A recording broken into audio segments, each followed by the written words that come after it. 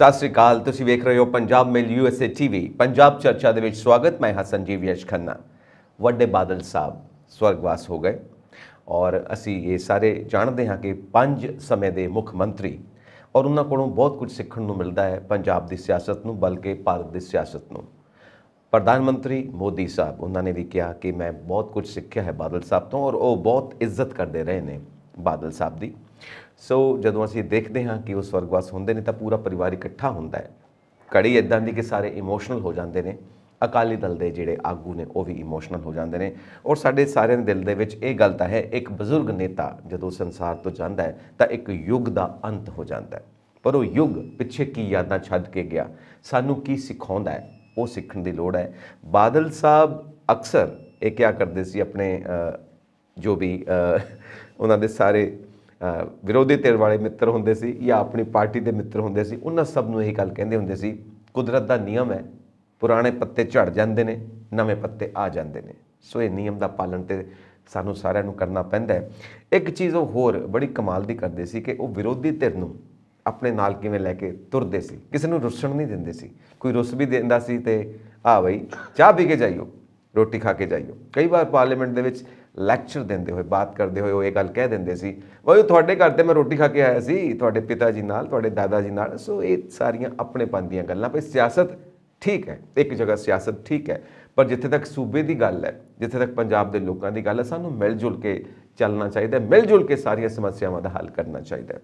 ਬਾਦਲ ਸਾਹਿਬ ਸਾਡੇ ਵਾਸਤੇ ਬਾਬਾ ਬੋੜ ਕਿਵੇਂ ਨੇ, ਬਾਬਾ ਸਾਹਿਬ ਤੋਂ ਅਸੀਂ ਕੀ ਸਿੱਖ ਸਕਦੇ ਹਾਂ, ਕਿਉਂਕਿ ਬਾਬਾ ਬੋੜ ਨੇ ਤੇ ਬਾਬਾ ਸਾਹਿਬ ਹੀ ਕਹਾਂਗੇ ਉਹਨਾਂ ਨੂੰ।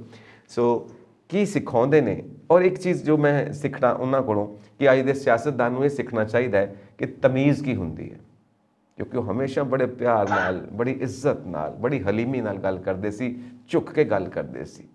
ਔਰ ਇਹ ਅੱਜ ਦਾ ਸਿਆਸਤਦਾਨ ਸਿੱਖ ਸਕਦਾ ਹੈ, ਉਹਨਾਂ ਦੀ ਪਾਰਟੀ ਦੇ ਲੋਕ ਵੀ ਔਰ ਵਿਰੋਧੀ ਧਿਰ ਵੀ ਸਿੱਖ ਸਕਦੇ ਨੇ, ਜੋ ਨਵੇਂ ਨੌਜਵਾਨ ਆਗੂ ਨੇ ਉਹ ਵੀ ਸਿੱਖ ਸਕਦੇ ਨੇ ਤਮੀਜ਼ ਕੀ ਹੁੰਦੀ ਹੈ। ਸੋ ਮੇਰੇ ਨਾਲ ਸਟੂਡੀਓਜ਼ ਦੇ ਵਿੱਚ ਮੌਜੂਦ ਨੇ political analyst Manjeet Singh ji. Welcome to Punjab ਚਰਚਾ ਮਨਜੀਤ ਜੀ। ਬਹੁਤ ਬਹੁਤ ਧੰਨਵਾਦ ਜੀ। ਸੋ ਮਨਜੀਤ ਜੀ, ਮੈਂ ਸਾਰੀ ਭੂਮਿਕਾ ਦੇ ਵਿੱਚ ਗੱਲਾਂ ਕੀਤੀਆਂ ਨੇ ਵੱਡੇ ਬਾਦਲ ਸਾਹਿਬ ਬਾਰੇ। ਹੁਣ ਤੁਹਾਡੀ ਪ੍ਰਤੀਕਿਰਿਆ ਕੀ ਹੈ, ਇਹ ਜਾਣਨਾ ਚਾਹੁੰਦੇ ਨੇ ਸਾਡੇ ਦਰਸ਼ਕ ਤੁਹਾਡੇ ਕੋਲੋਂ। ਦੇਖੋ 95 ਸਾਲ 4 ਪੀੜ੍ਹੀਆਂ ਨਿਕਲ ਜਾਂਦੀਆਂ ਜਦ ਤੱਕ 95 ਸਾਲ ਪੂਰੇ ਹੁੰਦੇ ਆ, ਤੇ ਇੰਨੇ ਪੁਰਾਣੇ ਜਿਹੜੇ ਸਟਾਲਵਾਰਟ ਆ, ਕੱਲ ਬਹੁਤ ਸਾਰੀਆਂ ਅਖਬਾਰਾਂ ਨੇ ਲਿਖਿਆ ਕਲੋਸਿਸ, ਮਤਲਬ ਬਹੁਤ ਵੱਡੇ ਜਿਹੜੇ ਕਦਾਵਾਰ ਲੀਡਰ, ਉਹ ਉਹਨਾਂ ਦਾ ਇੱਥੋਂ ਦੁਨੀਆ ਤੋਂ ਰੁਖਸਤ ਹੋ ਗਏ। ਤਾਂ ਇਹ ਤੇ ਇੱਕ ਦੇਖੋ ਲੋਕਾਚਾਰੀ ਆ, ਸਦਾਚਾਰੀ ਹੈ। ਇੱਕ ਜਦੋਂ ਤੁਸੀਂ ਕਿਸੇ ਨੂੰ ਵੀ ਸ਼ਰਧਾ ਦੇ ਫੁੱਲ ਭੇਟ ਕਰਦੇ ਆ ਤਾਂ ਇਸ ਕਿਸਮ ਦੀਆਂ ਗੱਲਾਂ ਜਾਂ ਇਸ ਕਿਸਮ ਦਾ ਇੱਕ ਉਹਨਾਂ ਨੂੰ ਓਬੀਸੈਂਸ ਕਿਸੇ ਕਿਸਮ ਦੀ ਵੀ ਪੇਸ਼ ਕਰਨੀ ਉਹ ਹੁੰਦੀ ਹੈ ਜਿਹੜੇ ਵੱਡੇ ਲੋਕ ਹੈਗੇ ਉਹਨਾਂ ਨੂੰ। ਤਾਂ ਮੈਨੂੰ ਇੰਝ ਲੱਗਦਾ ਕਿ ਜਿਹੜੀ ਉਹਨਾਂ ਦੀ ਲੈਗੇਸੀ ਹੈ ਉਹ ਅਲੱਗ ਕਿਵੇਂ ਹੈ, ਕਿਉਂ ਲੋਕ ਬਾਰ-ਬਾਰ ਇਹ ਕਹਿ ਰਹੇ ਆ ਜਾਂ ਮੀਡੀਆ ਕਹਿ ਰਿਹਾ ਕਿ ਇੱਕ ਯੁੱਗ ਦਾ ਅੰਤ ਹੋ ਗਿਆ। ਵਾਕਿਆ ਹੀ ਇੱਕ ਯੁੱਗ ਦਾ ਅੰਤ ਇਹ ਹੈ ਕਿ ਉਹ ਉਸ ਪੀੜ੍ਹੀ ਨੂੰ ਬਿਲੋਂਗ ਕਰਦੇ ਆ ਜੋ ਦੇਸ਼ ਦੀ ਆਜ਼ਾਦੀ ਤੋਂ ਪਹਿਲਾਂ ਹੀ, ਉਹ ਦੇਖ ਲਓ 20 ਸਾਲਾਂ ਦੇ ਸੀਗੇ ਤੇ 47 ਚ ਪਿੰਡ ਦੇ ਸਰਪੰਚ ਬਣ ਗਏ ਸੀ। 75 ਸਾਲ ਸਮਝ ਲਓ ਤੁਸੀਂ ਉਹਨਾਂ ਦਾ ਪੋਲੀਟੀਕਲ ਲੰਬਾ ਕੈਰੀਅਰ ਸੀਗਾ। ਤਾਂ ਉਹਦੇ ਵਿੱਚ ਉਹਨਾਂ ਨੇ ਨਹਿਰੂਵੀਅਨ ਪੀਰੀਅਡ ਵੀ ਦੇਖਿਆ, ਉਹ ਸਮਾਂ ਜਦੋਂ ਪੋਲੀਟਿਕਸ ਦੇ ਵਿੱਚ ਕੁਛ ਨਾ ਕੁਛ ਐਥਿਕਸ, ਕੁਛ ਨਾ ਕੁਛ ਜ਼ਿੰਮੇਵਾਰੀਆਂ, ਕੁਛ ਨਾ ਕੁਛ ਕਿਤੇ ਕੁਰਬਾਨੀ ਤੇ ਦੇਸ਼ ਭਗਤੀ ਦਾ ਐਲੀਮੈਂਟ ਵੀ ਸੀਗਾ। ਮੈਂ ਨਹੀਂ ਕਹਿੰਦਾ, ਦੇਖੋ ਹਰ ਲੀਡਰ ਬਾਰੇ ਆਪਣੀਆਂ ਚਰਚਾਵਾਂ ਹੁੰਦੀਆਂ ਆ। ਬਹੁਤ ਸਾਰੇ ਲੋਕ ਅੱਜ ਦੀ ਤਰੀਕ ਦੇ ਵਿੱਚ ਵੀ ਬੜਾ ਕ੍ਰਿਟੀਕਲ ਹੋ ਕੇ ਲਿਖ ਰਹੇ ਆ, ਲੁੱਟ ਲਿਆ, ਆਹ ਕਰ ਲਿਆ, ਟਰਾਂਸਪੋਰਟ ਹੋ ਗਈ, ਇਹ ਹੋ ਗਿਆ, ਉਹ ਹੋ ਗਿਆ। ਇਹ ਸਾਰਾ ਕੁਝ ਹੋਇਆ, ਪਰ ਜੇ ਤੁਸੀਂ ਦੂਜੀ ਸਾਈਡ ਵੀ ਦੇਖੋ ਤਾਂ ਕੁੱਲ ਮਿਲਾ ਕੇ ਜਿਹੜਾ ਬੈਲੈਂਸ ਪਿਕਚਰ ਬਣਦੀ ਹੈ ਕਿ ਮੈਨੂੰ ਇੰਝ ਲੱਗਦਾ ਕਿ ਜਿੱਥੇ ਉਹਨਾਂ ਨੇ ਆਪਣਾ ਘਰ ਪਰਿਵਾਰ ਸਾਰੇ ਨੂੰ ਸੁੱਖ ਸੁਵਿਧਾ ਦਿੱਤੀਆਂ, ਇਹ ਤੇ ਇੱਕ as a matter of fact ਹੈਗਾ, ਪਰ ਉੱਥੇ ਪੰਜਾਬ ਦਾ ਵੀ ਕਿਸੇ ਹੱਦ ਤੱਕ ਉਹਨਾਂ ਨੇ ਕਾਫੀ ਕੁਝ ਕੀਤਾ ਹੈਗਾ। ਦੂਸਰੀ ਗੱਲ ਜਿਹੜੀ ਅੱਜ ਦੀ ਤਰੀਕ ਦੇ ਵਿੱਚ ਬੜੀ ਕਹੀ ਜਾ ਸਕਦੀ ਹੈ ਕਿ ਉਹ ਕਿਉਂ ਏਡੇ ਵੱਡੇ ਕਾਮਯਾਬ ਰਾਜਨੀਤਿਕ ਲੀਡਰ ਸੀਗੇ ਜਾਂ ਉਹ ਪੋਲੀਟੀਸ਼ੀਅਨ ਸੀਗੇ। ਬੜਾ ਸਾਫ਼ ਗੱਲ ਹੈਗੀ ਹੈ ਕਿ ਉਹ ਆਪਣੇ ਵਿਰੋਧੀਆਂ ਨੂੰ ਵਿਰੋਧਤਾ ਵਿੱਚ ਖੜੇ ਹੋਣ ਦੀ ਜਗ੍ਹਾ ਇਹਨੂੰ ਕਹਿੰਦੇ ਆ ਇਨਕਲੂਸਿਵ ਪੋਲਿਟਿਕਸ ਨਾਲ ਜੋੜ ਲੈਣਾ। ਜਿਸ ਤਰੀਕੇ ਨਾਲ ਸਾਡਾ ਇੰਡੀਅਨ ਸਮਾਜ ਆ ਉਹ ਇਨਕਲੂਸਿਵ ਨਹੀਂ ਹੈ, ਐਕਸਕਲੂਸਿਵ ਆ, ਮਤਲਬ ਬਾਹਰ ਤੱਕਦਾ, ਦੂਜਿਆਂ ਨੂੰ ਬਾਹਰ ਤੱਕਦਾ, ਜਾਤਾਂ ਦੇ ਨਾਂ ਤੇ, ਧਰਮਾਂ ਦੇ ਨਾਂ ਤੇ, ਤੂੰ ਛੋਟਾ ਮੈਂ ਵੱਡਾ, ਤੂੰ ਕੌਣ, ਮੈਂ ਹੀ ਮੈਂ, ਮੈਂ ਹੀ ਮੈਂ, ਇਹ ਚੱਲਦਾ। ਤੇ ਇਸ ਲਈ ਜਿਹੜੀ ਉਹਨਾਂ ਨੇ ਕੁਛ ਤੇ ਗੁਰਬਾਣੀ ਚੋਂ ਕਹਿ ਲਓ, ਸਿੱਖੀ ਚੋਂ ਕਹਿ ਲਓ, ਜ਼ਿੰਦਗੀ ਦੀਆਂ ਖਾਧੀਆਂ ਮਾਰਾਂ ਚੋਂ ਕਹਿ ਦਿਓ, ਜੇਲ੍ਹ ਯਾਤਰਾਵਾਂ ਚੋਂ ਕਹਿ ਲਓ, ਉਹਨਾਂ ਨੇ ਕਾਫੀ ਮਤਲਬ ਜਗ੍ਹਾ, ਔਰ ਬਹੁਤ ਸਾਰੇ ਦੇਖੋ ਆਪਾਂ ਨਾ ਨੈਗੇਟਿਵ ਬਹੁਤ ਕਈ ਵਾਰੀ ਸੋਚਦੇ ਹਾਂ, ਘੱਟੋ ਘੱਟ ਦੇਖੋ ਉਹਨਾਂ ਦੀ ਲੀਡਰਸ਼ਿਪ ਦੇ ਵਿੱਚ ਵਾਹਦ ਅਕਾਲੀ ਦਲ ਸੀਗਾ ਜਿਹਨੇ ਐਮਰਜੈਂਸੀ ਦੀ ਲਗਾਤਾਰ ਅਪੋਜੀਸ਼ਨ ਕੀਤੀ। ਇਹ ਕੋਈ ਛੋਟੀ ਗੱਲ ਨਹੀਂ ਸੀ। ਮੈਂ ਜਾਣਦਾ ਆ ਕਿ ਕਿਉਂਕਿ ਅਸੀਂ ਤੇ ਉਦੋਂ ਵਾਵਾ ਵੱਡੇ ਸੀਗੇ ਸਨ 75 ਦੇ ਵਿੱਚ, ਤਾਂ ਉਦੋਂ ਜਿਹੜੀਆਂ ਲੈਫਟ ਪੋਲੀਟੀਸ਼ੀਅਨ ਸੀਗੇ ਉਹ ਵੀ ਡਰ ਗਏ ਸੀ ਕਿ ਇੰਦਰਾ ਗਾਂਧੀ ਆ ਗਈ ਹੈ, ਉਹਦਾ ਆਪਣਾ ਜਿਹੜਾ ਅਸਲੀ ਚਿਹਰਾ ਹੈਗਾ ਫਾਸਿਸਟ ਕਹਿ ਲਓ ਜਾਂ ਡਿਕਟੇਟਰਾਂ ਵਾਲਾ ਚਿਹਰਾ ਉਹ ਲੈ ਕੇ ਆਈ ਆ, ਉਹਨੇ ਸਾਰੀਆਂ ਸਿਵਲ ਲਿਬਰਟੀਜ਼, ਪ੍ਰੈਸ ਦੀ ਆਜ਼ਾਦੀ ਖਤਮ ਕਰਤੀ ਹੈ। ਇਸ ਲਈ ਇਹ ਪਤਾ ਨਹੀਂ ਕੀ ਬਣੂਗਾ, ਸਾਰੇ ਜਾਣੇ ਚੁੱਪ ਚਪੀਤੇ ਘੇਸਲ ਮਾਰ ਜਾਓ, ਚੁੱਪ ਰਹੋ, ਕਰਿਓ ਨਾ ਕੁਛ। ਇਹ ਉਹਨਾਂ ਦੇ ਰੈਂਕ ਐਂਡ ਫਾਈਲ 'ਚ ਲੈਫਟ ਪਾਰਟੀਆਂ ਦੇ ਚੱਲ ਰਿਹਾ ਸੀ, ਜਿਹੜੀਆਂ ਕਾਫੀ ਆਪਣੇ ਆਪ ਨੂੰ ਅਦਰਵਾਈਜ਼ ਸਿਆਣੀਆਂ ਵੀ ਤੇ ਇਨਕਲਾਬੀ ਵੀ ਮੰਨਦੀਆਂ। ਪਰ ਇਹਦੇ ਸਾਰੇ ਕੁਝ ਦੇ ਬਾਵਜੂਦ ਤੁਸੀਂ ਦੇਖ ਲਓ ਪਰਮਾਤਮਾ ਦੀ ਆਸਥਾ, ਸ੍ਰੀ ਗੁਰੂ ਗ੍ਰੰਥ ਸਾਹਿਬ ਦੀ ਆਸਥਾ ਤੇ ਆਪਣੀ ਸਿੱਖ ਇਤਿਹਾਸ ਤੋਂ ਪ੍ਰੇਰਿਤ ਹੋ ਕੇ ਅਕਾਲੀ ਦਲ ਫੈਸਲਾ ਇਹ ਕਰਦਾ ਕਿ ਅਸੀਂ ਲਗਾਤਾਰ ਵਿਰੋਧਤਾ ਕਰਾਂਗੇ ਔਰ ਅਸੀਂ ਜੇਲ੍ਹਾਂ ਵਿੱਚ ਜਾਵਾਂਗੇ, ਔਰ ਕੀਤੀ। ਮੇਰਾ ਖਿਆਲ ਸਾਰੇ ਇੰਡੀਆ 'ਚ ਇੱਕੋ ਹੀ ਪਾਰਟੀ ਸੀ ਜਿਨ੍ਹਾਂ ਨੇ ਏਡੀ ਵੱਡੀ ਵਿਰੋਧਤਾ ਕੀਤੀ ਤੇ ਜੇਲ੍ਹਾਂ ਕੱਟੀਆਂ। ਉਦੋਂ ਬਾਅਦ ਵੀ 84 ਵੇਲੇ ਵੀ ਜੇ ਦੇਖਿਆ ਜਾਏ ਤਾਂ ਇੱਕ ਕਾਨੂੰਨਨ ਤੌਰ ਤੇ ਜਾਂ ਡੈਮੋਕ੍ਰੈਟਿਕ ਪੋਲਿਟਿਕਸ ਦੇ ਵਿੱਚ ਰਹਿੰਦਿਆਂ ਹੋਇਆਂ ਉਹਨਾਂ ਨੇ ਸਾਰੀ ਗੱਲ ਦਾ ਨਿਬੇੜਾ ਕੀਤਾ। ਇਹ ਨਹੀਂ ਮੈਂ ਕਹਿੰਦਾ ਕਿ ਉਹਨਾਂ ਕੋਲ ਕੋਈ ਰਾਜਨੀਤਿਕ ਗਲਤੀਆਂ ਨਹੀਂ ਹੋਈਆਂ, ਕਈ ਵਾਰੀ ਤੇ ਬਲੰਡਰ ਵੀ ਹੋਈਆਂ ਹੋਣਗੀਆਂ, ਕੰਮ ਕਰਦਿਆਂ ਹੁੰਦੀਆਂ, ਪਰ ਓਵਰਆਲ ਜਿਹੜਾ ਪਰਸਨੈਲਿਟੀ ਦਾ ਉਹਨਾਂ ਦਾ ਕਿਰਦਾਰ ਹੈ ਉਹ ਇੱਕ ਟਿਪੀਕਲ ਆਈਡੀਅਲ ਪੋਲੀਟੀਸ਼ੀਅਨ, ਜਿਹੜਾ ਇੱਕ ਕਾਮਯਾਬ ਪੋਲੀਟੀਸ਼ੀਅਨ ਆ, ਉਸ ਵਾਲਾ ਹੈ। ਮੈਨੂੰ ਤਾਂ ਲੱਗਦਾ ਕਿ ਉਹਨਾਂ ਬਾਰੇ ਕੋਈ ਨਾ ਕੋਈ ਇਸ ਕਿਸਮ ਦੀ ਕਿਤਾਬ ਜਿਹੜੀ ਕਿ ਬਾਕੀ ਦੇ ਪੋਲੀਟੀਸ਼ੀਅਨ ਵੀ ਪੜ੍ਹ ਕੇ ਸਿੱਖ ਜਾਣ, ਉਹ ਜ਼ਰੂਰ ਲਿਖਣੀ ਚਾਹੀਦੀ ਹੈ। ਕਿਸੇ ਵੇਲੇ ਇਹੀ ਗੱਲਾਂ ਲਾਲੂ ਪ੍ਰਸਾਦ ਯਾਦਵ ਬਾਰੇ ਵੀ ਸੀ, ਜਦੋਂ ਉਹਨੇ ਰੇਲਵੇ ਮੰਤਰੀ ਸੀ ਤੇ ਜਗ੍ਹਾ ਜਗ੍ਹਾ ਜਾ ਕੇ IIM Indian institute of management ਵਿੱਚ ਉਹ ਲੈਕਚਰ ਦਿੰਦੇ ਸੀ ਕਿ ਹਾਊ ਟੂ ਮੈਨੇਜ ਥਿੰਗਸ, ਹੈ ਨਾ। ਉਹ ਏਡੇ ਵੱਡੇ, ਹਾਲਾਂਕਿ ਚਲੋ ਉਹ ਤੇ ਵੈਸੇ ਉਹ ਉਹਨਾਂ ਇਹ ਵੀ ਪੜ੍ਹੇ ਲਿਖੇ ਸੀ, ਲਾਲੂ ਵੀ ਪੜ੍ਹਿਆ ਲਿਖਿਆ, ਲਾਅ ਕੀਤਾ ਜਾਂ ਇਸ ਤਰ੍ਹਾਂ। ਮੇਰਾ ਇਹੀ ਕਹਿਣਾ ਹੈ ਕਿ ਜਿੱਥੇ ਅਸੀਂ ਉਹਨਾਂ ਨੂੰ ਸ਼ਰਧਾਂਜਲੀ ਦਿੰਦੇ ਆ, ਬਜ਼ੁਰਗ ਹੈਗੇ ਆ ਇਸ ਕਰਕੇ ਵੀ, ਇੱਕ ਲੰਬੀ ਇਨਿੰਗਸ ਵਾਲੇ ਪੋਲੀਟੀਸ਼ੀਅਨ ਹੈ ਇਸ ਕਰਕੇ ਵੀ, ਔਰ ਇੱਕ ਕਾਮਯਾਬ ਪੋਲੀਟੀਸ਼ੀਅਨ ਔਰ ਕਾਮਯਾਬੀ ਦਾ ਰਾਜ ਇਹ ਸੀਗਾ ਕਿ ਉਹ ਆਪਣੇ ਪਾਰਟੀ ਦੇ ਅੰਦਰ ਹੋਣ ਜਾਂ ਪਾਰਟੀ ਦੇ ਲੋਕ ਬਾਹਰ ਹੋਣ, ਉਹ ਪਾਥ ਹੋ ਲੈਂਦੇ ਸੀ, ਫੈਸਲੇ ਇਹੋ ਜਿਹੇ ਕਰਦੇ ਸੀ ਕਿ ਜਿੱਥੇ ਉਹਨਾਂ ਦੀ ਵਿਰੋਧਤਾ 1% ਤੋਂ 2 ਨਾ ਹੋਵੇ, 1 ਤੋਂ ਅੱਧੀ ਹੋ ਜੇ ਤੇ ਹੌਲੀ ਹੌਲੀ ਖਤਮ ਹੋ ਜਾਏ। ਤੁਹਾਨੂੰ ਪਤਾ ਕਿ ਜਦੋਂ ਟੌੜੇ ਸਾਹਿਬ ਦੀ ਵਿਰੋਧਤਾ ਆਈ ਕਿਵੇਂ ਖਤਮ ਕੀਤੀ, ਜਦੋਂ ਹੋਰਨਾਂ ਜਗ੍ਹਾ ਤੇ ਅਲੱਗ-ਅਲੱਗ ਟਾਈਮ ਦੇ ਉੱਤੇ ਵਿਰੋਧਤਾ ਹੁੰਦੀ ਰਹੀ ਪਾਰਟੀ ਦੀ, ਸਾਰੀ ਉਹਨਾਂ ਨੇ ਕਿਵੇਂ ਅਕਮੋਡੇਟ ਵੀ ਕੀਤੀ ਤੇ ਖਤਮ ਵੀ ਕੀਤਾ। ਆਪਣੀ ਰਾਜਨੀਤਿਕ ਸੂਝ-ਬੂਝ ਨਾ ਕਹਿ ਲਓ, ਜਾਂ ਜੇ ਉਹਦੇ ਤੇ ਤੁਸੀਂ ਜ਼ਿਆਦਾ ਥੋੜਾ ਜਿਹਾ ਤਿੱਖਾ ਕਹੋ ਤੇ ਰਾਜਨੀਤਿਕ ਚਤੁਰਾਈ ਦੇ ਨਾਲ ਉਹਨਾਂ ਨੇ ਆਪਣੇ ਵਿਰੋਧੀਆਂ ਨੂੰ ਨਿਸਲ ਕਰਕੇ ਰੱਖਿਆ। ਇਹ ਉਹਨਾਂ ਦੀ ਇੱਕ ਕਾਮਯਾਬੀ ਦਾ ਚਿੰਨ੍ਹ ਹੈਗਾ। ਮੈਂ ਲਾਸਟ ਗੱਲ ਇਹ ਕਹੂੰਗਾ ਕਿ ਜਿੱਥੋਂ ਤੱਕ ਜੇ ਅਸੀਂ ਸਹੀ ਮੁਲਾਂਕਣ ਕਰੀਏ ਤਾਂ ਇੱਕ ਰੀਜਨਲ ਪਾਰਟੀ ਸੀ, ਇੰਨਾ ਵੀ ਡਰ ਨਹੀਂ ਸੀ ਜਾਣਾ ਚਾਹੀਦਾ। 92 ਦੀਆਂ ਚੋਣਾਂ ਦਾ ਬਾਈਕਾਟ ਕਰਤਾ, ਪਤਾ ਨਹੀਂ ਕਿਉਂ ਕੀਤਾ, ਕੋਈ ਲੋੜ ਨਹੀਂ ਸੀ, ਕਰਤਾ, ਚਲੋ ਜੋ ਵੀ ਹੋਇਆ। ਪਰ 97 ਦੀਆਂ ਚੋਣਾਂ 'ਚ ਆ ਕੇ ਜਿਹੜਾ BJP ਨਾਲ BSP ਨੂੰ ਛੱਡ ਕੇ ਪਿਆਰ ਪਿੰਗਾਂ ਪਾਉਣੀਆਂ ਸ਼ੁਰੂ ਕਰਤੀਆਂ, ਹੁਣ ਫਿਰ BSP ਨਾਲ ਚਲੇ ਗਏ। ਇਹ ਇੱਕ ਰਾਜਨੀਤਿਕ ਗਲਤੀ ਸੀਗੀ। ਇਹ ਤੇ ਹੋ ਗਿਆ ਕਿ ਤੁਸੀਂ BJP ਨੂੰ ਖੁਸ਼ ਕਰ ਲਿਆ, ਮੋਦੀ ਜੀ ਵੀ ਆਏ, ਹੋਰ ਵੀ ਸਾਰੇ, ਉਹ ਵੀ ਉਹਨਾਂ ਨੂੰ ਗੁਰੂ ਮੰਨਣ ਲੱਗ ਗਏ, ਇੱਕ ਨੈਸ਼ਨਲ ਲੀਡਰ ਦੇ ਤੌਰ ਤੇ ਵੀ ਉੱਭਰ ਕੇ ਆ ਗਏ। ਪਰ ਸਾਡੀਆਂ ਜਿਹੜੀਆਂ ਤੁਸੀਂ ਕਹਿ ਲਓ ਖੇਤਰੀ ਉਮੀਦਾਂ ਸੀਗੀਆਂ, ਐਸਪੀਰੇਸ਼ਨ ਸੀਗੀਆਂ, ਜ਼ਰੂਰਤਾਂ ਸੀਗੀਆਂ, ਉਸ ਦੀ ਕੁਰਬਾਨੀ ਦੇਣੀ ਪਈ।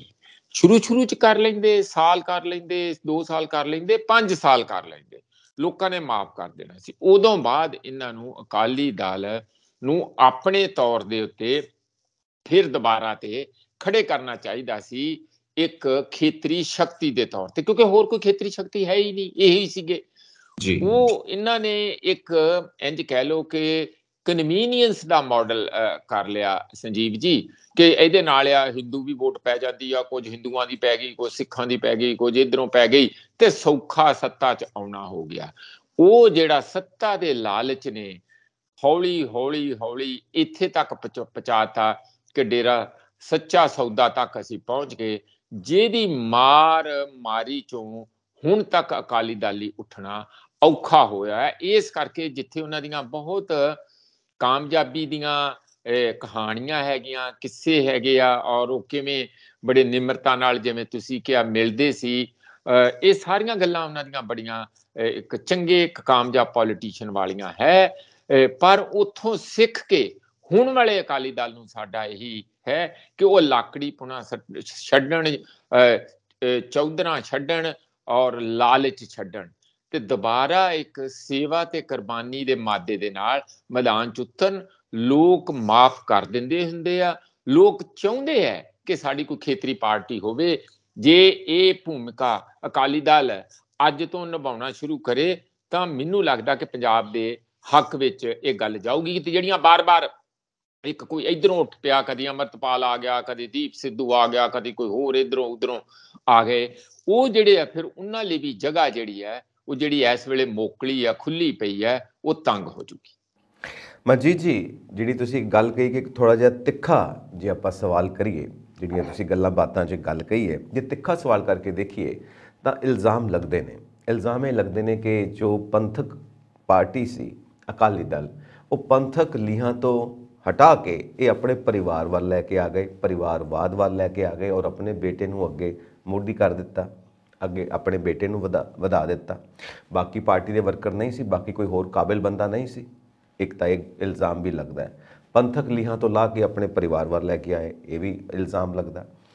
ਇੰਨਾ ਜ਼ਿਆਦਾ ਵਕਫਾ ਇਹ ਰਹੇ ਨੇ, 5 ਟਾਈਮ ਰਹੇ ਨੇ ਮੁੱਖ ਮੰਤਰੀ, ਤਾਂ ਪੰਜਾਬ ਦੀਆਂ ਮੂਲ ਸਮੱਸਿਆਵਾਂ ਹੱਲ ਕਿਉਂ ਨਹੀਂ ਕੀਤੀਆਂ? ਵਾਜਪਾਈ ਸਾਹਿਬ ਨਾਲ ਖਾਸ ਦੋਸਤੀ ਸੀ, ਫਿਰ ਵੀ ਪੰਜਾਬ ਦੀਆਂ ਮੂਲ ਸਮੱਸਿਆਵਾਂ ਹੱਲ ਕਿਉਂ ਨਹੀਂ ਕੀਤੀਆਂ? ਪਾਰਟੀ ਦਾ ਇਹ ਹਾਲ ਕਿਉਂ ਹੋ ਗਿਆ ਕਿ ਸਿਰਫ 3 ਵੀ ਸੀਟਾਂ ਤੇ ਰਹਿ ਗਈ ਹੈ, ਔਰ ਉਸ ਵਕਤ ਵੀ ਬਾਦਲ ਸਾਹਿਬ ਮੌਜੂਦ ਨੇ, ਖੁਦ ਵੀ ਇਲੈਕਸ਼ਨਸ ਦੇ ਵਿੱਚ ਉਤਰੇ ਨੇ। ਸੋ 3 ਸੀਟਾਂ ਤੇ ਰਹਿ ਗਈ, ਕਿਉਂ ਇੱਦਾਂ ਹੋਇਆ? ਬਾਕੀ ਜੋ ਬਿਜ਼ਨਸ ਦੀਆਂ ਗੱਲਾਂ ਲੱਗਦੀਆਂ ਨੇ, ਟਰਾਂਸਪੋਰਟ ਖੜੀ ਕੀਤੀ ਹੈ, ਇਹ ਵੀ ਸਾਰੀਆਂ ਗੱਲਾਂ ਲੱਗਦੀਆਂ ਨੇ ਕਿ ਇਹ ਸਾਰਾ ਜੋ ਮਾਹੌਲ ਸ਼ੁਰੂ ਤੋਂ ਚੱਲਿਆ ਆ ਰਿਹਾ ਹੈ, ਜਿਵੇਂ ਕੁਰਬਾਨੀਆਂ ਦਿੱਤੀਆਂ ਨੇ ਅਕਾਲੀ ਦਲ ਨੇ, 100 ਸਾਲ ਤੋਂ ਪੁਰਾਣਾ ਇਹ ਦਲ ਹੈ, ਤਾਂ ਉਹ ਸਾਰਾ ਕੰਮ ਛੱਡ ਕੇ ਇੱਕ ਨਵਾਂ ਹੀ ਮਾਡਲ ਪੇਸ਼ ਕਰਕੇ ਇੱਕ ਨਵੇਂ ਰੂਪ ਦੇ ਵਿੱਚ ਅਕਾਲੀ ਦਲ ਨੂੰ ਲੈ ਕੇ ਆ ਗਏ। ਪੁਰਾਣੀਆਂ ਲੀਹਾਂ ਤੋਂ ਉਤਰਨ ਦੀ ਕੀ ਲੋੜ ਪਈ ਸੀ? ਇਹ ਤਮਾਮ ਗੱਲਾਂ ਹੁੰਦੀਆਂ ਨੇ ਕਿ ਪੰਜਾਬ ਦੀ ਜੋ ਮੂਲ ਸਮੱਸਿਆ ਹੈ ਉਹ ਕਿਉਂ ਨਹੀਂ ਹੱਲ ਕੀਤੀ, ਔਰ ਵਿਰੋਧੀ ਧਿਰ ਇੱਥੋਂ ਤੱਕ ਜਾਂਦੇ ਨੇ ਕਿ ਮੂਲ ਸਮੱਸਿਆ ਦਾ ਕਾਰਨ ਹੀ ਬਾਦਲ ਪਰਿਵਾਰ ਹੈ, ਆਪਣੀ ਪਾਰਟੀ ਵਾਸਤੇ ਵੀ, ਪੰਜਾਬ ਦੇ ਸੂਬੇ ਵਾਸਤੇ ਵੀ। ਇਹਨਾਂ ਸਭ ਗੱਲਾਂ ਦਾ ਕੀ ਕਾਰਨ ਹੈ? ਦੇਖੋ, ਇਸ ਤਰ੍ਹਾਂ ਹੈਗਾ, ਇਸ ਨੂੰ ਨਾ ਜੇ ਤੇ ਆਪਾਂ ਅਲੱਗ-ਅਲੱਗ ਕਰਕੇ ਦੇਖੀਏ, ਐਪੀਸੋਡਿਕ ਦੇਖੀਏ, ਤਾਂ ਫਿਰ ਤੁਹਾਡੀਆਂ ਗੱਲਾਂ ਸਾਰੀਆਂ ਠੀਕ ਹੈ। ਜੇ ਇਸ ਨੂੰ ਇੱਕ ਲੰਬਾ ਪ੍ਰੋਸੈਸ ਐਵੋਲੂਸ਼ਨ ਦਾ, ਕਿਵੇਂ ਹੌਲੀਆਂ ਹੌਲੀ ਚੀਜ਼ਾਂ ਬਣਦੀਆਂ ਗਈਆਂ, ਰਦੇ ਤੋਂ ਬਾਅਦ ਦੂਜਾ ਰਦਾ, ਤੀਜਾ ਰਦਾ, ਤਾਂ ਫਿਰ ਇਹਦੇ ਅਰਥ ਜਿਹੜੇ ਤੁਹਾਨੂੰ ਹੋਰ ਤਰ੍ਹਾਂ ਸਮਝ ਪੈਣਗੇ। ਮੈਨੂੰ ਲੱਗਦਾ ਕਿ ਜਦੋਂ ਤੁਸੀਂ ਪਰਿਵਾਰਵਾਦ ਦੀ ਗੱਲ ਕਰਦੇ ਆ, ਤੇ ਕਿਤੇ ਨਾ ਕਿਤੇ ਉਸ ਪਾਰਟੀ ਦੀ ਲੀਡਰਸ਼ਿਪ ਦੀ ਵੀ ਕਮੀ ਹੈਗੀ, ਜਿਹੜੇ ਇਹ ਦੇਖਣ ਲੱਗ ਗਏ ਕਿ ਇਹ ਬਾਬੇ ਨੂੰ ਖੁਸ਼ ਕੀਤਿਆਂ ਬਗੈਰ ਸਾਡਾ ਕੋਈ ਭਲਾ ਨਹੀਂ ਹੋ ਸਕਦਾ, ਸਾਨੂੰ ਜੋ ਅਸੀਂ ਚਾਹੁੰਦੇ ਆ ਰਾਜਨੀਤੀ 'ਚ ਉਹ ਸ਼ਾਇਦ ਨਾ ਮਿਲੇ। ਕਿਉਂ ਲੋਕ ਕਰਦੇ ਆ? ਬਾਕੀ ਦੇ ਪਾਰਟੀ ਦੇ ਲੀਡਰ ਕਿਉਂ ਬਾਉਣੇ ਹੁੰਦੇ ਆ ਕਿ ਇੱਕ ਬੰਦੇ ਨੂੰ ਇੰਨੀ ਸੱਤਾ ਦੇ ਦਿੰਦੇ ਆ, ਤੇ ਫਿਰ ਉਹਨੂੰ ਕਹਿੰਦੇ ਜਦੋਂ ਇੰਨਾ ਤਕੜਾ ਹੋ ਜਾਂਦਾ ਤੇ ਫਿਰ ਕਹਿੰਦੇ ਆ ਕਿ ਬਸ ਹੁਣ ਤੇ ਇਹਦੇ ਰੱਖੇ ਜਾਵਾਂਗੇ। ਇਹੀ ਹਾਲ ਕੇਜਰੀਵਾਲ ਦਾ, ਆਮ ਆਦਮੀ ਪਾਰਟੀ ਦਾ, ਉਦੋਂ ਬਗੈਰ ਕੁਝ ਨਹੀਂ ਬਣਦਾ। ਇਹੀ ਹਾਲ ਇਸ ਵੇਲੇ ਲੋਕ ਮੋਦੀ ਸਰਕਾਰ ਕਹਿੰਦੇ ਆ, ਬੀਜੇਪੀ ਸਰਕਾਰ ਨਹੀਂ ਕਹਿੰਦੇ। ਕਿਉਂ ਨਹੀਂ ਕਹਿੰਦੇ ਬਈ? ਕਿਉਂਕਿ ਮੋਦੀ ਦੇ ਨਾਂ ਤੇ ਬੀਜੇਪੀ ਚੱਲ ਰਹੀ ਹੈ। ਮੋਦੀ ਇੱਕ ਬ੍ਰਾਂਡ ਅੰਬੈਸਡਰ ਬਣ ਗਿਆ ਬੀਜੇਪੀ ਦਾ, ਜਾਂ ਐਨਡੀਏ ਦਾ, ਜਾਂ ਰਾਈਟ ਪੋਲਿਟਿਕਸ ਦਾ, ਸੱਜੀ ਜਿਹੜੀ ਇੱਥੋਂ ਦੀ ਰਾਜਨੀਤੀ ਉਹਦਾ।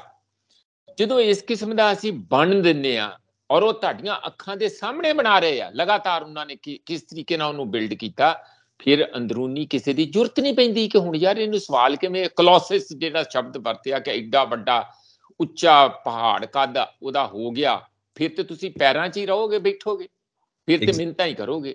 ਇਸ ਲਈ ਜਿਹੜੀਆਂ ਇੰਟਰਨਲ ਡੈਮੋਕ੍ਰੇਸੀ ਹੁੰਦੀ ਹੈ ਕਿਸੇ ਵੀ ਪਾਰਟੀ ਦੇ, ਅੰਦਰੂਨੀ ਲੋਕਤੰਤਰਤਾ ਹੁੰਦੀ ਹੈ, ਉਸ ਨੂੰ ਜਦੋਂ ਖਤਮ ਕਰ ਦਿੰਦੇ ਆ ਤੁਸੀਂ ਨਿੱਜੀ ਸਵਾਰਥਾਂ ਲਈ, ਉਹ ਹੌਲੀ ਹੌਲੀ ਖਤਮ ਹੁੰਦੀ ਹੁੰਦੀ ਇੱਕ ਸਟੇਜ ਤੇ ਇਹੋ ਜਿਹੀ ਹੋ ਜਾਂਦੀ ਹੈ ਕਿ ਉਹਦੇ ਤੋਂ ਪਿੱਛੇ ਆਉਣਾ ਮੁਸ਼ਕਲ ਹੋ ਜਾਂਦਾ, ਤੇ ਫਿਰ ਪਰਿਵਾਰਵਾਦ ਤੇ ਭਾਰੂ ਹੋਊਗਾ ਹੀ, ਕਿਉਂ ਨਹੀਂ ਹੋਊਗਾ ਜੀ। ਇਹ ਉਹ ਕਰਨ ਵਾਲਾ ਤੇ ਕਰਦਾ। ਆਪਾਂ ਇਹ ਗੱਲ ਕਹਿ ਸਕਦੇ ਹਾਂ ਕਿ ਪ੍ਰਕਾਸ਼ ਸਿੰਘ ਬਾਦਲ ਹੁਣਾਂ ਨੂੰ ਜਦ ਲੱਗਾ ਕਿ ਬਾਕੀ ਦੇ ਇੰਨੀਆਂ ਹੀ ਪੂਛਾਂ ਹਿਲਾਉਂਦੇ ਆ, ਤੇ ਫਿਰ ਆਪਣੀ ਮਰਜ਼ੀ ਕਰੋ।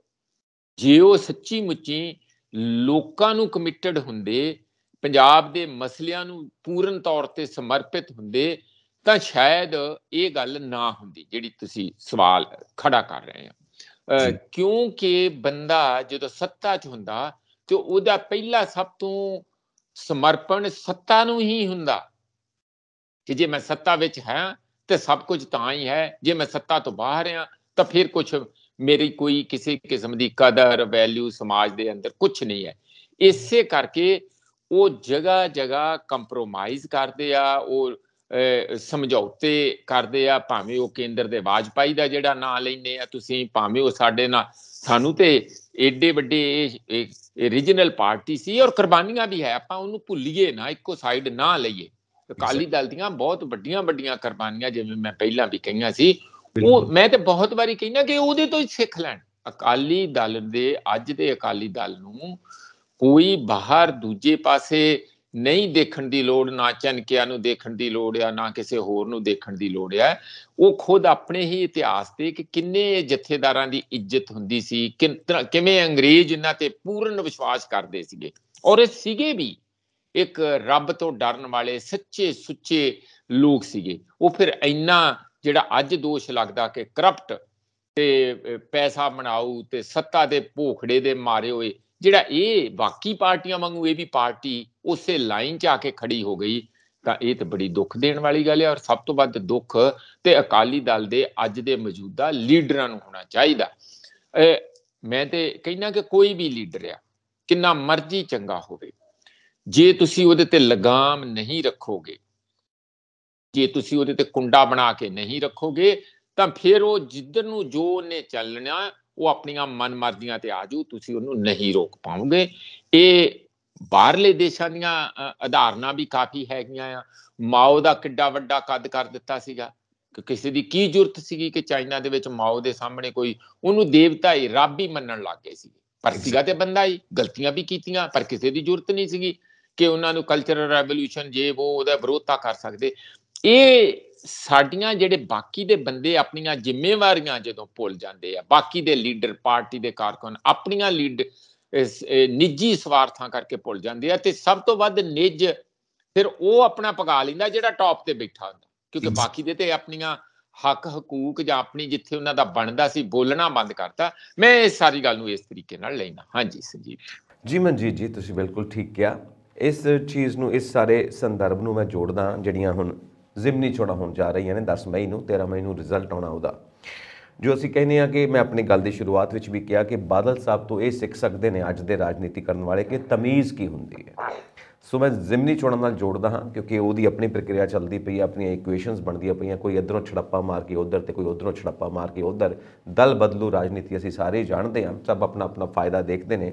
ਸੂਬੇ ਬਾਰੇ ਤੇ ਸੂਬੇ ਦੇ ਲੋਕਾਂ ਬਾਰੇ ਕੌਣ ਕਿੰਨਾ ਕੁ ਸੋਚਦਾ ਹੈ, ਇਹ ਇੱਕ ਪ੍ਰਸ਼ਨ ਚਿੰਨ੍ਹ ਲੱਗ ਜਾਂਦਾ ਇਹਦੇ ਉੱਤੇ। ਪਰ ਆਪਾਂ ਇੱਕ ਤਮੀਜ਼ ਵਾਲੀ ਗੱਲ ਜਦੋਂ ਆਪਾਂ ਕਰਦੇ ਹਾਂ ਤਾਂ ਦੇਖਦੇ ਹਾਂ ਕਿ ਕਿੱਦਾਂ ਇੱਕ ਰਾਜਨੀਤੀ ਕਰਨ ਵਾਲਾ ਦੂਜੀ ਰਾਜਨੀਤੀ ਕਰਨ ਵਾਲੇ ਦੇ ਉੱਤੇ ਕਿੱਦਾਂ ਦੀਆਂ ਤੋਹਮਤਾਂ ਲਾਉਂਦਾ, ਇੱਕ ਪਾਰਟੀ ਦੂਜੀ ਪਾਰਟੀ ਦੇ ਉੱਤੇ ਕਿੱਦਾਂ ਦੀਆਂ ਤੋਹਮਤਾਂ ਲਾਉਂਦੀ ਹੈ, ਕਿੱਦਾਂ ਦੀ ਸ਼ਬਦਾਵਲੀ ਦਾ ਇਸਤੇਮਾਲ ਕਰਦੀ ਹੈ, ਬਿਲੋ ਦਾ ਬੈਲਟ ਹੋ ਕੇ ਖੇਡਦੇ ਨੇ, ਮਰਿਆਦਾਹੀਨ ਗੱਲਾਂ, ਮਰਿਆਦਾਹੀਨ ਸ਼ਬਦਾਵਲੀ। ਸੋ ਇਹ ਸਭ ਗੱਲਾਂ ਪੋਲੀਟੀਸ਼ੀਅਨਸ, ਆਗੂ ਜਿਨ੍ਹਾਂ ਨੂੰ ਲੀਡਰ ਕਿਹਾ ਜਾਂਦਾ, ਉਹਨਾਂ ਨੂੰ ਸ਼ੋਭਾ ਨਹੀਂ ਦਿੰਦੀਆਂ। ਇਹ ਤਮੀਜ਼ ਕਿੱਥੇ ਗਈ? ਕਿਆ ਅਸੀਂ ਤਮੀਜ਼ ਭੁੱਲ ਗਏ ਹਾਂ ਜਾਂ ਤਮੀਜ਼ ਅਸੀਂ ਸਿੱਖੀ ਨਹੀਂ ਹੈ? ਮਨਜੀਤ ਜੀ, ਦੇਖੋ, ਇਹ ਧਰਤੀ ਤੇ ਨਾ ਸਾਰਾ ਇਨਸਾਫ ਹੋ ਜਾਂਦਾ।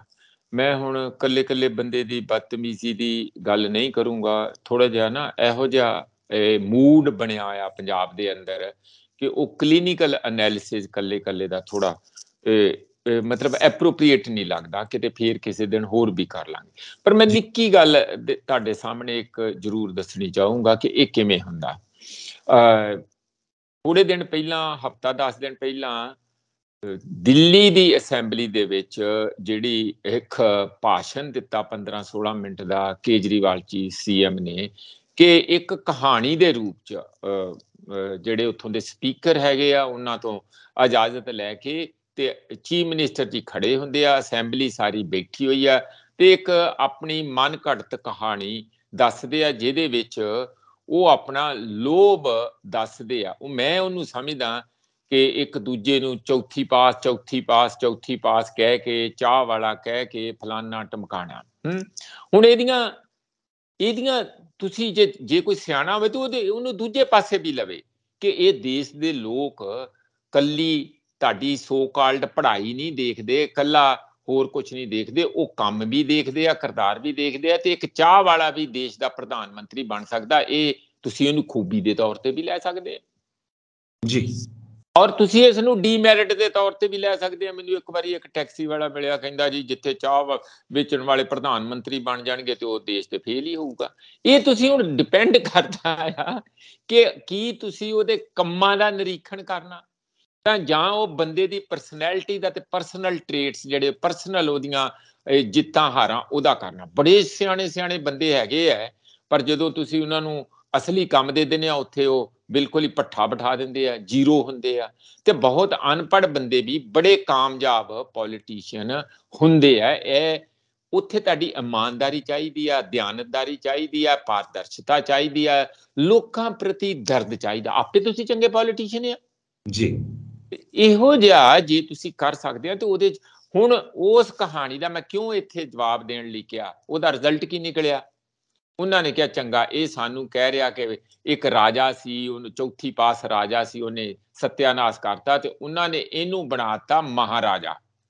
ਉਹ ਘਰ ਦਾ 45 ਕਰੋੜ ਦਾ ਚੱਕ ਕੇ ਕਿ ਇਹਨਾਂ ਨੇ ਪਤਾ ਨਹੀਂ 5-6 ਲੱਖ ਦੀ ਟਾਇਲਟ ਦੀ ਸੀਟ ਲਈ, ਜਿਹੜੀ ਕਦੀ ਗਰਮ ਹੁੰਦੀ, ਕਦੀ ਠੰਡੀ ਹੁੰਦੀ, ਕਦੀ ਉੱਪਰ ਉੱਠ ਜਾਂਦੀ, ਕਦੀ ਥੱਲੇ ਬਹਿ ਜਾਂਦੀ। ਇਹੋ ਜਿਹੀਆਂ ਗੱਲਾਂ ਮੈਂ ਸੁਣਨ ਚ ਆਈਆਂ।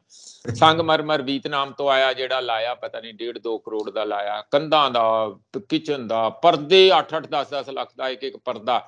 ਇਹ ਗੱਲਾਂ ਕਰਕੇ ਤੇ 45 ਕਰੋੜ ਦਾ CPWD ਜਿਹੜੀ ਉਹਨਾਂ ਦਾ ਸੈਂਟਰਲ ਪਬਲਿਕ ਵਰਕਸ ਡਿਪਾਰਟਮੈਂਟ ਹੈਗਾ, ਉਸ ਦੇ ਬਿੱਲਾਂ ਦੇ ਨਾਲ ਉਹਨਾਂ ਨੇ ਦਿਖਾਇਆ ਵੀ ਇਹ ਆ ਆਮ ਆਦਮੀ ਜਿਨ੍ਹਾਂ ਨੇ ਕਦੀ ਸ਼ਬਦ ਲਈ ਸੀਗੀ ਕਿ ਤੁਸੀਂ ਕੀ ਕਰੋਗੇ। ਕਿ ਇਹਨਾਂ ਨੇ ਸ਼ਬਦ ਇਹ ਲਈ ਸੀ ਕਿ ਅਸੀਂ ਇੱਥੇ ਸਵਰਾਜ ਹੋਊਗਾ, ਅਸੀਂ ਆਪਣੇ ਘਰ 'ਚ ਸਿੰਪਲ ਘਰ 'ਚ ਰਹਾਂਗੇ ਤੇ ਕੋਈ ਲਾਲ ਬੱਤੀ ਵਾਲੀ ਗੱਡੀ ਨਹੀਂ ਲਾਂਗੇ। ਉਹਦੇ ਕੋਲ ਉਹਦੀ ਲੈਟਰ ਕੱਲ ਜਿਹੜੀ ਸਰਕੂਲੇਟ ਹੋਈ ਹੈ, ਜਿਹੜੀ ਇਹਨਾਂ ਨੇ ਸ਼ਬਦ ਖੁਦ ਲਈ ਸੀ, ਪੁਲਿਸ ਕਿੱਥੇ ਗਿਆ। ਲਾਲ ਬੱਤੀਆਂ ਵੀ ਆ ਗਈਆਂ, ਘਰ ਦਾ ਤੁਹਾਨੂੰ ਦੱਸੇ ਦਿੱਤਾ, ਤੇ ਸਵਰਾਜ ਦਾ ਤੇ ਨਾਂ ਲੈਣ ਤੋਂ ਹੀ ਉਹ ਇੰਜ ਡਰਦੇ ਜਿਵੇਂ ਕਾਂ ਗਲੇਲੇ ਤੋਂ ਡਰਦਾ। ਉਹ ਕਹਿੰਦੇ ਵੀ ਉਹ ਨਾ ਸਾਡੇ ਨਾਲ ਗੱਲ ਕਰੋ, ਉਹ ਸ਼ਬਦ ਲੈ ਲਈ।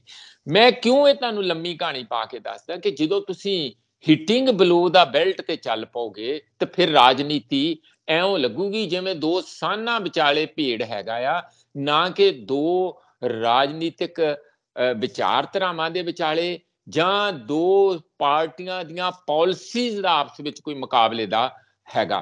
ਤੇ ਜਦੋਂ ਵੱਡੇ ਲੀਡਰ ਸਾਡੇ ਪੂਰਾ ਡਿਸਕੋਰਸ ਹੀ ਨਿੱਜੀ ਤੂੰ ਮੈਂ ਦੇ ਵਿੱਚ ਪਾ ਦੇਣਗੇ, ਗਾਲੀ ਗਲੋਚ ਦੇ ਵਿੱਚ ਪਾ ਦੇਣਗੇ, ਤਾਂ ਜਿਹੜੇ ਬਾਕੀ ਦੇ ਉਹਨਾਂ ਦਾ ਕਾਡਰ ਹੈ ਉਹ ਵੀ ਇਹੋ ਹੀ ਕੁਝ ਸਿੱਖੂ। ਜਿਹੀ ਕੋਕੋ ਤਏ ਉਹਦੇ ਬੱਚੇ, ਤਾਂ ਉਹ ਵੀ ਫਿਰ ਇੱਧਰ ਨੂੰ ਚੱਲ ਪੈਣਗੇ, ਕੁੱਟਣ ਮਾਰਨ, ਗਾਲੀ ਗਲੋਚ। ਸੋਸ਼ਲ ਮੀਡੀਆ ਤੇ ਤੁਸੀਂ ਦੇਖ ਲਓ ਕੀ ਕੁਝ ਹੁੰਦਾ। ਇਸ ਲਈ ਜਿਹੜੇ ਵੱਡੇ ਲੀਡਰ ਆ ਉਹਨਾਂ ਨੂੰ ਚੰਗੀਆਂ ਪਿਰਤਾਂ ਪਾਉਣੀਆਂ ਚਾਹੀਦੀਆਂ, ਔਰ ਜੇ ਕੋਈ ਉਹਨਾਂ ਦਾ ਆਪਣਾ ਹੀ ਬੰਦਾ ਇਹੋ ਜਿਹਾ ਗਲਤ ਕੰਮ ਕਰਦਾ ਉਹਨੂੰ ਡਾਂਟਣਾ ਚਾਹੀਦਾ, ਰੋਕਣਾ ਚਾਹੀਦਾ, ਸੈਂਸੋਰ ਕਰਨਾ ਚਾਹੀਦਾ, ਤਾਂ ਅਸੀਂ ਥੋੜਾ ਬਹੁਤ ਸੁਧਾਰ ਕਰ ਸਕਦੇ ਹਾਂ। ਮੈਂ ਲਾਸਟ ਗੱਲ ਕਹਿ ਦਿਆਂ, ਸੰਜੀਵ ਜੀ ਤੁਸੀਂ ਬੜੇ ਵਧੀਆ ਟੌਪਿਕ ਲੈ ਕੇ ਆਉਂਦੇ ਆ। ਸਾਡੇ ਦੇਸ਼ ਦੇ ਅੰਦਰ ਜੇ ਚੋਣ ਸੁਧਾਰ ਔਰ ਜੇ ਪੁਲਿਸ ਦੇ ਸੁਧਾਰ ਇਹ ਸਾਰੇ ਨਹੀਂ ਹੋਏ, ਹੋਰ ਵੀ ਬਹੁਤ ਸੁਧਾਰ ਕਰਨ ਵਾਲੇ ਆ, ਰੈਡੀਕਲ ਸੁਧਾਰ। ਤੁਹਾਨੂੰ ਪਤਾ ਕਿ ਪੁਲਿਸ ਨੂੰ ਅੰਗੇ ਲਾ ਕੇ ਪੱਛਮੀ ਬੰਗਾਲ ਦੇ ਵਿੱਚ ਕੱਲ ਕੁੱਟਿਆ ਆ। ਉਹ ਵਿਚਾਰੇ ਪੁਲਿਸ ਵਾਲੇ ਮਿੰਨਤਾਂ ਕਰਦੇ ਸੀ, ਘਰਾਂ 'ਚ ਵੜ ਕੇ ਖਿੜਕੀਆਂ ਤੋੜ ਕੇ ਕੁੱਟਿਆ, ਮਾਰਿਆ, ਲਹੂ ਲਹਾਨ ਕਰਤਾ। ਪੁਲਿਸ ਵਾਲੇ 25 ਬੰਦੇ ਅੱਗੇ ਲਾ ਲਏ। ਰੇਪ ਹੋਇਆ 17 ਸਾਲ ਦੀ ਕੁੜੀ ਦਾ। ਔਰ ਉਹਨੂੰ ਰੇਪ ਤੋਂ ਬਾਅਦ ਮਾਰ ਦਿੱਤਾ ਗਿਆ। ਮੇਰਾ ਖਿਆਲ ਦਲਿਤ ਕੁੜੀ ਸੀਗੀ। ਇਹ ਜਦੋਂ ਦੇਸ਼ ਦੇ ਅੰਦਰ ਹਾਲਾਤ ਹੋ ਜਾਣਗੇ ਕਿ ਲੋਕ ਡਾਂਗਾਂ ਲੈ ਕੇ ਪਿੱਛੇ ਪਿੱਛੇ ਤੇ ਪੁਲਿਸ ਵਾਲੇ ਅੱਗੇ ਅੱਗੇ, ਇਹ ਦੇਸ਼ ਚੱਲਣ ਵਾਲਾ ਨਹੀਂ ਹੈਗਾ। ਇਹ ਬੜੇ ਵੱਡੇ ਸੁਧਾਰਾਂ ਦੀ ਮੰਗ ਕਰਦਾ। ਤੇ ਸਾਡੇ ਲੀਡਰ ਜਿਹੜੇ ਸਮਝਦੇ ਹੈ ਕਿ ਸਾਨੂੰ ਲੋਕ ਬੜੇ ਤਾੜੀਆਂ ਮਾਰਦੇ ਆ, ਮੀਡੀਆ ਦੇ ਵਿੱਚ ਵੱਡੀਆਂ ਉਹ ਹੈਡਲਾਈਨਸ ਬਟੋਰਦੇ ਆ ਕਿਉਂਕਿ ਉਹ ਕੁਝ ਆਲਤੂ ਫਾਲਤੂ ਬੋਲਦੇ ਆ, ਉਹ ਮੀਡੀਆ ਉਹਨਾਂ ਦਾ ਬੇਵਕੂਫ ਬਣਾ ਰਿਹਾ ਤੇ ਉਹ ਬੇਵਕੂਫ ਬਣ ਰਹੇ ਆ। ਤੇ ਸਮਾਜ ਲਗਾਤਾਰ ਇਹਨਾਂ ਤੋਂ ਉਮੀਦ ਜਿਹੜੀ ਕਰਦਾ ਆ, ਉਹਦੇ ਤੋਂ ਨਿਰਾਸ਼ਾ ਹੱਥ ਪੈ ਰਹੀ ਹੈ ਸਮਾਜ ਤੇ। ਜੀ ਮਨਜੀਤ ਜੀ, ਹੁਣ ਆਪਾਂ ਲਗਲੇ ਹੱਥੀਂ ਇੱਕ ਇਹ ਵੀ ਗੱਲ ਕਰ ਲਈਏ ਜਾਂਦੇ ਜਾਂਦੇ, ਜ਼ਿਮਨੀ ਚੋਣਾਂ, ਕਿਉਂਕਿ ਸਾਰਾ ਮਾਹੌਲ ਜੋ ਬਣਿਆ ਹੋਇਆ ਹੈ, ਸਭ ਇਹੀ ਕਹਿੰਦੇ ਨੇ ਕਿ ਕਾਂਗਰਸ ਇਹ ਸੀਟ ਜਿੱਤ ਸਕਦੀ ਹੈ ਕਿਉਂਕਿ ਚੌਧਰੀ ਸੰਤੋਖ ਸਿੰਘ ਦੇ ਪਤਨੀ ਇਸ ਸੀਟ ਤੇ ਖੜੇ ਨੇ, ਤਾਂ ਜ਼ਰੂਰੀ ਸਿੰਪਥੀ ਦੀ ਲਹਿਰ ਚੱਲੇਗੀ। ਔਰ ਰਾਹੁਲ ਗਾਂਧੀ ਨੇ ਤਾਂ ਭਾਰਤ ਜੋੜੋ ਯਾਤਰਾ ਦੌਰਾਨ ਹੀ ਉਹਨਾਂ ਨੂੰ ਨਾਮਜ਼ਦ ਕਰ ਦਿੱਤਾ ਸੀ, ਨੋਮੀਨੇਟ ਕਰ ਦਿੱਤਾ ਸੀ। ਸੋ ਤੁਹਾਡੀ ਕੀ ਰਾਏ ਬਣਦੀ ਹੈ ਕਿ ਕਾਂਗਰਸ ਜਿੱਤ ਜਾਏਗੀ ਇਹ ਜ਼ਿਮਨੀ ਚੋਣਾਂ 10 ਤਰੀਕ ਨੂੰ ਹੋਣ ਵਾਲੀਆਂ ਨੇ, 13 ਤਰੀਕ ਨੂੰ ਨਤੀਜਾ ਕਾਂਗਰਸ ਦੇ ਹੱਕ ਦੇ ਵਿੱਚ ਆਉਣ ਵਾਲਾ? ਦੇਖੋ ਨਾ, ਕਾਂਗਰਸ ਦਾ ਬੈਸਤੀਆਂ ਰਿਹਾ, ਕਾਂਗਰਸ ਦਾ ਉਹ ਏਰੀਆ ਹੈਗਾ ਪਹਿਲੀ ਗੱਲ ਟ੍ਰੈਡੀਸ਼ਨਲੀ। ਹਾਲਾਂਕਿ ਭਗਵੰਤ ਮਾਨ ਬਾਰ-ਬਾਰ ਕਹਿੰਦੇ ਆ ਕਿ ਐਤਕੀ ਢਾਹ ਦਿਓ ਕੰਧਾਂ ਰੇਤ ਦੀਆਂ, ਜਿਵੇਂ ਅਸੀਂ ਨੌਜਵਾਨ ਸੀ ਨਾਅਰੇ ਲਾਉਂਦੇ ਸੀ, ਪਰ ਉਹ ਕੰਧ ਰੇਤ ਦੀ ਨਹੀਂ ਹੈਗੀ, ਕਿਤੇ ਆਪਣਾ ਹੀ ਮੱਥਾ ਮੁੱਥਾ ਨਾ ਤੜਵਾ ਲੈਣ। ਉਹ ਕਾਫੀ ਮਜ਼ਬੂਤ ਕੰਧ ਉਹਨਾਂ ਦੀ ਕਾਂਗਰਸ ਦੀ ਹੈਗੀ ਆ। ਹੱਥ ਪੈਰ ਤੇ ਇਹ ਵੀ ਮਾਰ ਰਹੇ ਆ। ਦੇਖੋ ਜਿਹੜੇ ਰੂਲਿੰਗ ਹੁੰਦੀ ਉਹਨਾਂ ਕੋਲ ਬਹੁਤ ਕੁਝ ਹੁੰਦਾ, 25 ਕਰੋੜ ਰੁਪਈਆ ਉੱਥੇ ਇੱਕ ਡੇਰੇ ਤੇ ਹੈ ਨਾ ਗੁਰੂ ਰਵਿਦਾਸ ਦਾ ਰਿਸਰਚ ਸੈਂਟਰ ਬਣਾਉਣ ਲਈ ਦੇ ਆਏ ਆ ਬਾਬੇ ਬੱਲਾਂ ਵਾਲਿਆਂ ਦੇ। ਇਸੇ ਤਰੀਕੇ ਨਾਲ ਕੱਲ 4 ਕਰੋੜ ਰੁਪਈਆ ਜਿਹੜੇ ਸਾਡੇ ਸ਼ਹੀਦ ਹੋਏ ਚੈੱਕ ਦੇ ਕੇ ਆਏ। ਉਹ ਸਾਰਾ ਕੋਸ਼ਿਸ਼ ਇਹੀ ਹੈ ਕਿ ਅਸੀਂ ਥੋੜੀ ਜਿਹੀ ਭਾਲ ਬਣਾਈਏ ਤਾਂ ਕਿ ਲਤੀਫਪੁਰਾ ਸੈਕੰਡਰੀ ਹੋ ਜਾਏ। ਜਿਹੜੇ ਬੰਦਿਆਂ ਦੇ ਘਰ ਉਜਾੜੇ ਹੋਏ ਆ ਔਰ ਜਿਹੜੇ ਉੱਥੇ ਬੜੀ ਦੇਰ ਦੇ ਬੈਠੇ ਆ ਔਰ ਦੂਜੀਆਂ ਗੱਲਾਂ ਸਾਹਮਣੇ ਆ ਜਾਣ। ਕੋਸ਼ਿਸ਼ਾਂ ਤੇ ਹਰ ਕੋਈ ਆਪੋ ਆਪਣੀਆਂ ਕਰ ਰਿਹਾ, ਤੇ ਪਰ ਮੈਂ ਇਸ ਗੱਲ ਦਾ ਮੈਨੂੰ ਉਮੀਦ ਲੱਗਦੀ ਹੈ ਸੰਜੀਵ ਜੀ ਕਿ ਸ਼ਾਇਦ ਕਾਂਗਰਸ ਸੀਟ ਇਸ ਲਈ ਕੱਢ ਜੂਗੀ ਕਿਉਂਕਿ ਕਾਂਗਰਸ ਇਸ ਵਾਰੀ ਇੱਕ ਦੂਜੇ ਨੂੰ ਢਾਉਣ ਲਈ, ਇੱਕ ਦੂਜੇ ਨੂੰ ਖੱਜਲ ਕਰਨ ਲਈ, ਇੱਕ ਦੂਜੇ ਨੂੰ ਨੀਚਾ ਦਿਖਾਉਣ ਲਈ ਕੋਸ਼ਿਸ਼ ਨਹੀਂ ਕਰ ਰਹੀ। ਜਿੰਨੀਆਂ ਵੀ ਕੋਸ਼ਿਸ਼ਾਂ ਦੇਖ ਰਹੀਆਂ, ਭਾਵੇਂ ਉਹ ਅਲੱਗ-ਅਲੱਗ ਹੋਣ, ਭਾਵੇਂ ਕੋਆਰਡੀਨੇਟਡ ਹੋਣ, ਪਰ ਉਹ ਇੱਕ ਪਾਸੇ ਦੀਆਂ ਇੱਕੋ ਹੀ ਤਰੀਕੇ ਦੀਆਂ ਸੁਰਾਂ ਨਿਕਲ ਰਹੀਆਂ ਤੇ ਉਹਦਾ ਇੱਕ ਵੱਡਾ ਫਾਇਦਾ ਕਾਂਗਰਸ ਨੂੰ ਹੋ ਸਕਦਾ। ਪਿਛਲੀਆਂ ਚੋਣਾਂ ਦੇ ਵਿੱਚ ਇਹਨਾਂ ਨੇ ਵੱਡੀ ਗਲਤੀ ਇਹ ਕੀਤੀ ਸੀ ਕਿ ਇੱਕ ਗੱਡੀ ਨੂੰ ਅੱਗੇ ਲੈ ਜਾਂਦਾ ਸੀ, ਦੂਜਾ ਰੱਸਾ ਪਾ ਕੇ ਪਿੱਛੇ ਖਿੱਚ ਲੈਂਦਾ ਸੀ, ਤੇ ਉਹਦਾ ਰਿਜ਼ਲਟ ਇਹ ਨਿਕਲਿਆ ਕਿ 92 ਸੀਟਾਂ ਲੋਕਾਂ ਨੇ ਆਮ ਆਦਮੀ ਪਾਰਟੀ ਨੂੰ ਦਿੱਤੀਆਂ, ਜਿਹੜਾ ਕਿ ਹੁਣ ਜਿਮਨੀ ਚੋਣ ਜਲੰਧਰ ਦੇ ਵਿੱਚ ਥੋੜਾ ਜਿਹਾ ਅਲੱਗ ਸਿਨੈਰੀਓ ਲੱਗ ਰਿਹਾ। ਜੀ ਬਹੁਤ ਬਹੁਤ ਸ਼ੁਕਰੀਆ ਮਨਜੀਤ ਜੀ ਤੁਹਾਡਾ, ਤੁਸੀਂ ਇਸ ਵਿਸ਼ੇ ਦੇ ਉੱਤੇ ਸਾਨੂੰ ਐਨਲਾਈਟਨ ਕੀਤਾ। Thank you so much Manjeet ji. ਬਹੁਤ ਬਹੁਤ ਧੰਨਵਾਦ ਸੰਜੀਤ ਜੀ। ਸੋ ਆਪਣੇ ਦਰਸ਼ਕਾਂ ਨੂੰ ਅਸੀਂ ਗੁਜ਼ਾਰਿਸ਼ ਕਰਾਂਗੇ ਇਸ ਵਿਸ਼ੇ ਦੇ ਉੱਤੇ ਆਪਣੇ ਵਿਚਾਰ ਸਾਨੂੰ ਇਨਬਾਕਸ ਕਰੋ। ਸਾਡਾ ਚੈਨਲ ਪੰਜਾਬ ਮੇਲ USA TV ਸਬਸਕ੍ਰਾਈਬ ਕਰੋ। ਸਤਿ ਸ਼੍ਰੀ ਅਕਾਲ।